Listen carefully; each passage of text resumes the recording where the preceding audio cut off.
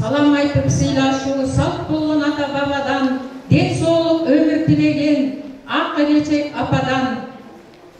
Карысы барды нурсу бар дегендей, кымбаттуу апалар, бүгүнкү жаңы жылыңыздар менен Талды Суу айыл аймагынын айымдарынан сиздерге салам.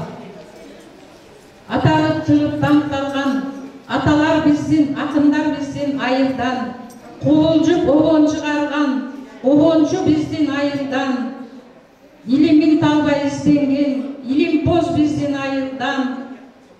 Манасчы Муркаш агабыз дүйнөгө атын тааныткан, атасак бир топ инсан бар,